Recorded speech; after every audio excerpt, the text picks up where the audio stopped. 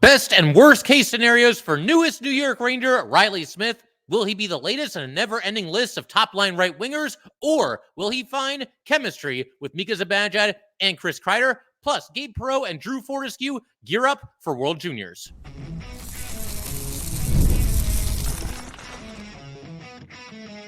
You're Locked on the New York Rangers, your daily podcast on the New York Rangers. Part of the Locked On Podcast Network, your team every day.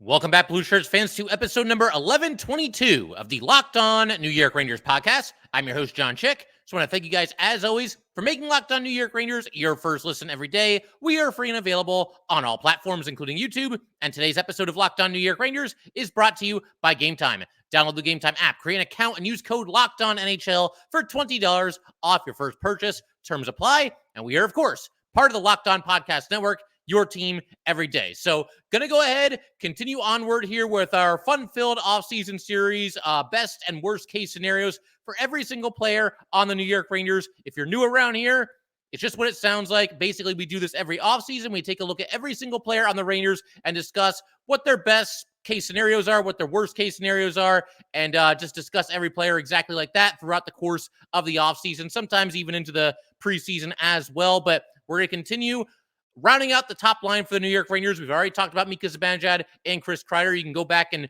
find those episodes about a week or two ago for both of them. But we're going to continue onward here with Reilly Smith. And I think, as we always do, it's best to go ahead and start with the worst case scenarios. We'll move on to the best case scenarios. Always good to end on the positives. Worst case scenario for Reilly Smith, I think, to just kind of simplify everything here, he just isn't it. You know what I mean? Like, the Rangers have obviously had a lot of players come and go in that role, that top line right wing spot over the last handful of seasons, basically ever since they traded away Pavel Buchnevich. They've been looking over here and over there and pretty much everywhere to find somebody to fill those shoes, or at least somewhat fill those shoes that were left by Pavel Buchnevich.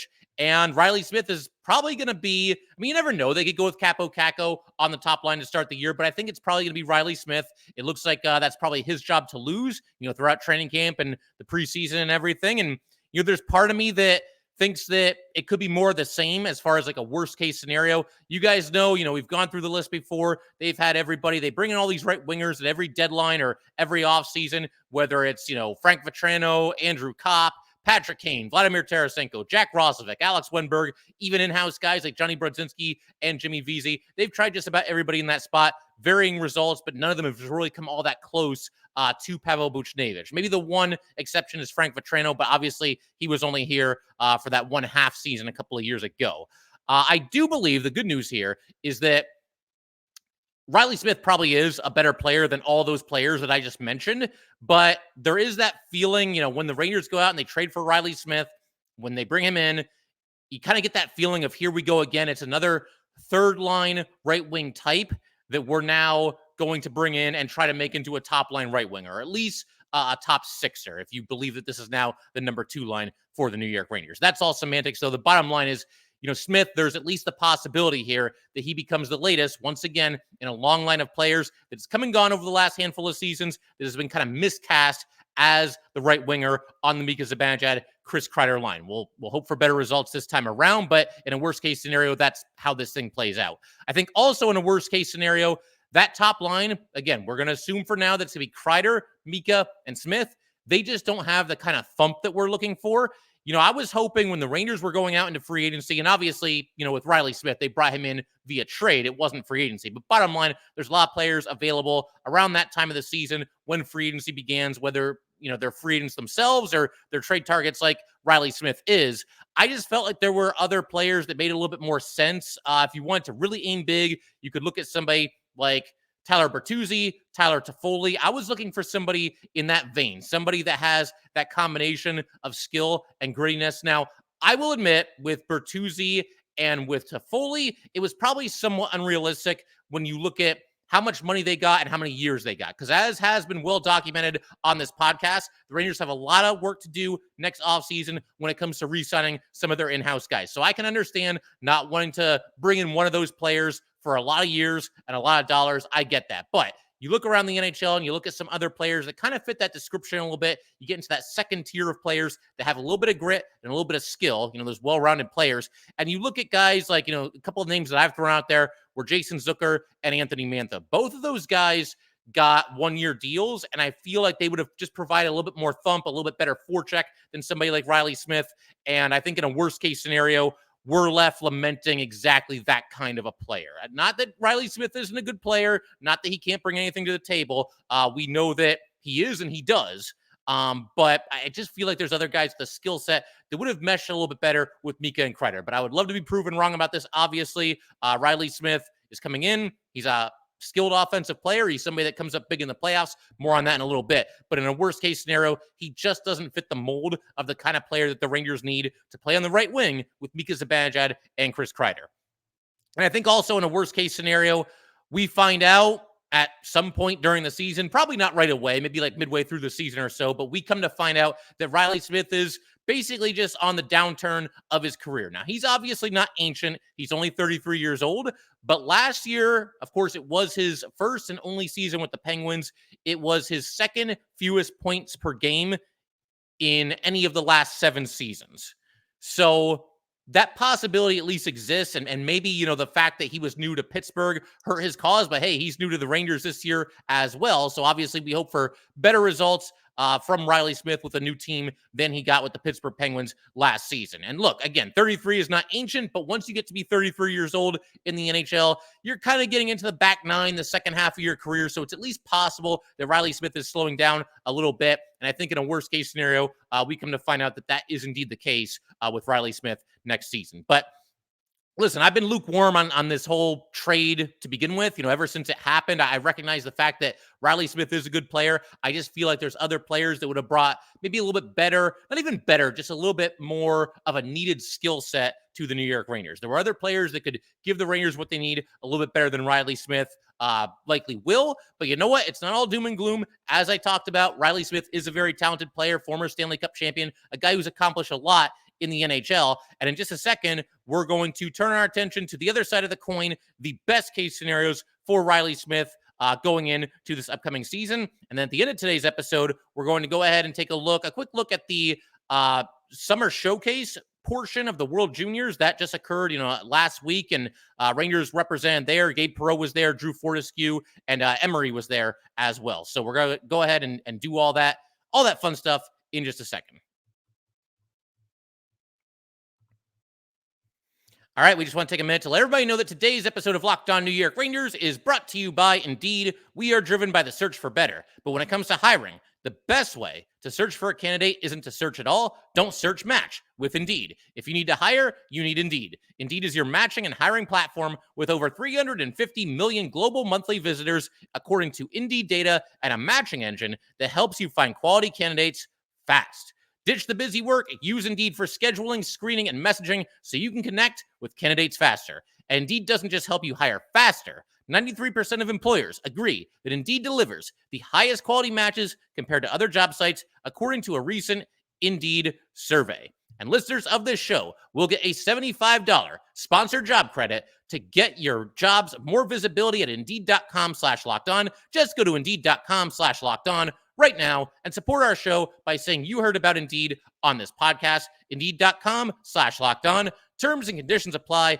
Need to hire. You need Indeed. All right, let's go ahead and keep everything rolling here on Locked On New York Rangers. Big thanks. Big shout out to the everydayers. As always, you guys are definitely going to want to stick around with Locked On Rangers throughout the rest of the offseason. We are down to just 3 episodes per week for the time being, the very short term. By the time we get to the middle of September, we'll be back to 5 episodes. Going to be doing a lot more of these episodes. Best and worst case scenarios, going to share some of your stories. Good time to remind everybody about this. Basically, we're going to do what we did the last couple of off seasons and share stories from the listeners of where you were, who you were with, what you were doing when a playoff overtime goal was scored. In the past, we covered the Artemi Panarin Game 7 winner against the Penguins. We also covered the Derek Stepan Game 7 winner against Washington all those years ago. And this year, we're doing it a little bit different. Rangers had 4 playoff overtime winners. So go ahead and send in your story from any of those game winners, and I will read that in a future episode of Locked On New York Rangers. It's always a lot of fun to hear stories from different fans and, just share them all together because, we're Ranger fans and we're all in this thing together. But for right now, let's go ahead and continue our conversation on Reilly Smith and more specifically the best case scenarios for Reilly Smith going into this upcoming season. For anybody that maybe is feeling a little bit underwhelmed by this move, or maybe you scratch your head a little bit when the Rangers did that, as I did, giving a second round pick to the Pittsburgh Penguins. Here's something in a best case scenario that will work out very nicely for the Rangers. And it's one of those things that I think is very achievable.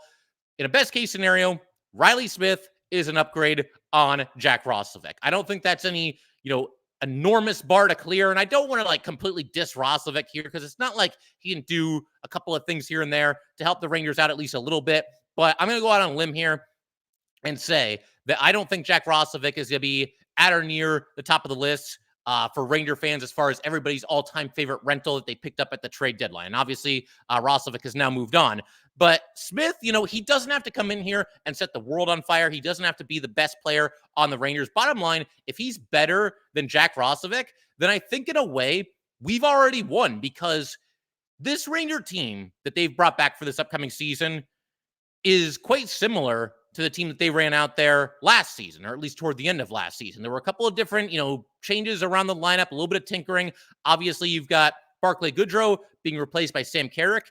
You've got Alex Wenberg hopefully being replaced by Philip Hedl. And I realize Hedl came back and played in a handful of playoff games there, but hopefully Philip Hedl is healthy. We'll keep our fingers crossed there. You've also got Eric Gustafsson being replaced by Zach Jones. Those all basically sound like upgrades to me. The one you could say that maybe is not an upgrade, slight downgrade, going from Barclay Goodrow to Sam Carrick. But as far as value is concerned, and you take the cap hit into the equation, I think Sam Carrick at $1 million, you're probably better off with him than Barclay Goodrow at $3.64 million. No disrespect to Barclay Goodrow, obviously had an enormously important run for the Rangers in the Stanley Cup playoffs this past season, but those are all, minor upgrades around the lineup. This one has a chance to be a big upgrade, going from Jack Roslovic to Reilly Smith. And if it is a big upgrade, or even just an upgrade in general, then I think that we can safely say that the Rangers have put together a better team going into this season than they did at the end of last season, at least on paper. And obviously, hockey games aren't won on paper, and you got to go out and earn every point every single season. We know that. But that will put the Rangers over the top as far as, okay, which team is better? The team that ended last year or the team that's starting this upcoming season? It's going to be the team that starts this upcoming season if Reilly Smith proves to be an upgrade on Jack Roslovic, which I think he will. So that's first as far as best case scenarios for Reilly Smith. I think also in a best case scenario, we see Smith come in and not only just mesh and gel and whatever verb you want to use with Mika Zibanejad and Chris Kreider, but he actually asserts himself a little bit on that line. We've seen examples in the past, and Kaapo Kakko is the first name that comes to mind, but we've seen examples in the past where this player or that player is going to go out there and play the right wing with Mika Zibanejad and Chris Kreider, and they kind of just fade into the background. Part of the reason for that, Mika and Kreider have been playing for so long, and they know each other very well, and they're obviously very close on and off the ice, and that's all well and good, but we've seen guys come and go on that top line right wing spot with Mika and Kreider that kind of lack that assertiveness. And in the case of somebody like Kaapo Kakko, I think he's just more comfortable deferring to the veterans. In the case of somebody like, Johnny Brodzinski or say Jimmy Vesey, I think there's a talent discrepancy there. They're not quite obviously at the same level as far as offensive production as a Mika Zibanejad or a Chris Kreider. But the bottom line, Reilly Smith, he's a veteran. He's not somebody that's going to be blinded by the big lights. He's come up big in the playoffs many times in the past. This is somebody that has 840 NHL regular season games to his name, an additional 500 points in those games, more than 100 playoff games as well. So this is somebody that's going to come in and actually be the veteran on that line. I think it's been a while, without going through all the names, and the one exception to this is going to be Blake Wheeler. It's been a while, though, since Mika Zibanejad and Chris Kreider have been paired with somebody who's older than them, more of a veteran player than they are. And granted, Smith is, I checked this before the episode, he's about 1 month older than Chris Kreider. But again, Smith is the dude who's been here and done that. And unlike most players on the New York Rangers, he's got a Stanley Cup to his name as well. So I don't want to see Reilly Smith come in and just be a passenger and just kind of stick his toe in the water. I want to see him come in and hopefully drive play and assert himself on that line. He's got great speed. Hopefully the Rangers can take advantage of that as well. But in a best case scenario, he's not a passenger, and he doesn't treat himself as such. He comes in, and he's going to be the guy that, almost leads the way for that Mika Zibanejad and Chris Kreider line. I think also, in a best-case scenario, Reilly Smith plays so well for the Rangers this upcoming season that they don't need to unload a whole boatload of assets at the trade deadline to bring in a right winger who can play on the top six, because we've seen this story over and over. I touched on it a little bit earlier in the episode when we were talking about the worst case scenarios, but in keeping with the ever since Pavel Buchnevich left theme here, the Rangers, again, they've basically been looking for Pavel Buchnevich's replacement ever since that happened. And you see them at the trade deadline every season. They're giving up draft picks and prospects to bring in Vetrano or Kopp or Kane or Tarasenko or Rosovic or whoever it might be this season.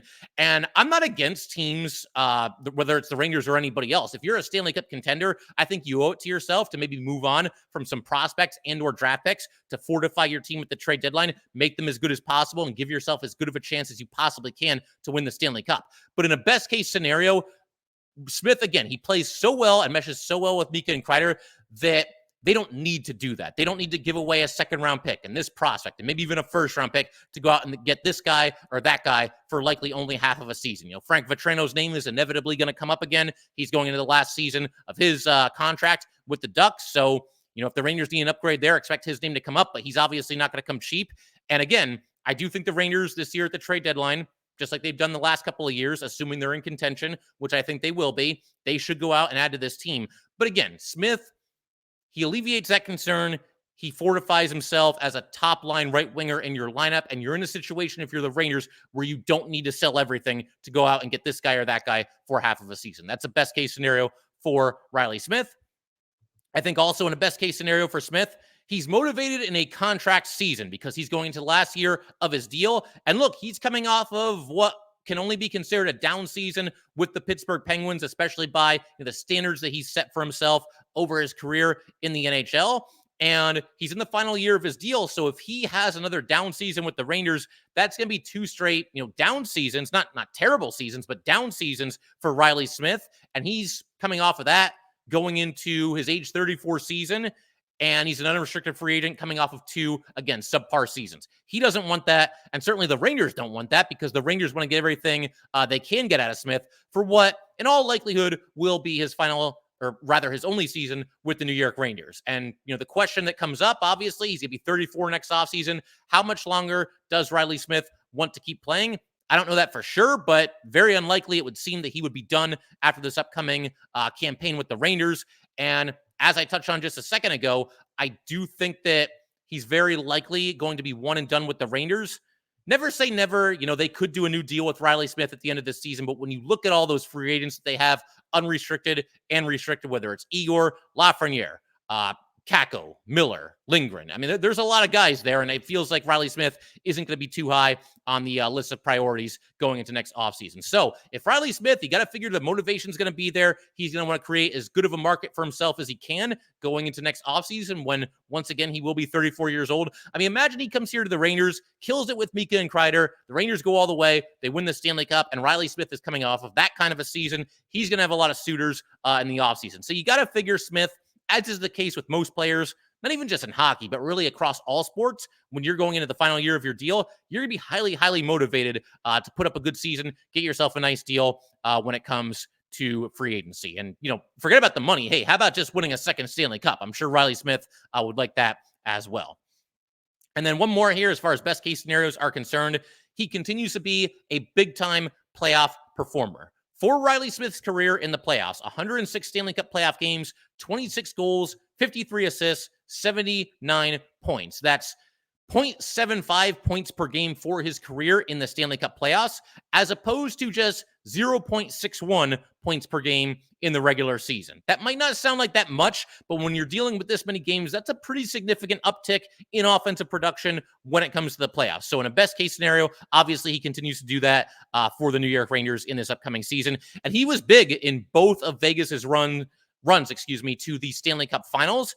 He had 14 points in 22 games when Vegas won the Cup in 2023. And he also had 22 points in 20 games when Vegas made it to the final in 2018. They lost that series to the Capitals, but obviously Reilly Smith did his part. He's always a force when it comes to playoff hockey. And again, best case scenario, that continues to be the case now that he is a member of the New York Rangers. So going to keep everything going in just a second here. I want to shift our attention a little bit to the World Juniors and specifically the Summer Showcase portion of the World Juniors, which just wrapped up a couple of days ago. And even more specifically, the Ranger players that are competing or did compete in that and will very likely compete in the World Junior Championships themselves. So we will get to all that fun stuff in just a second. All right, we just want to take a minute to let everybody know that today's episode of Locked On New York Rangers is brought to you by Game Time. Game Time is an authorized ticket marketplace of Major League Baseball, which makes getting tickets faster and easier. Prices on the Game Time app actually go down the closer it gets to the first pitch. With killer last-minute deals, all-in prices, views from your seat, and their lowest price guarantee, Game Time takes the guesswork out of buying MLB tickets.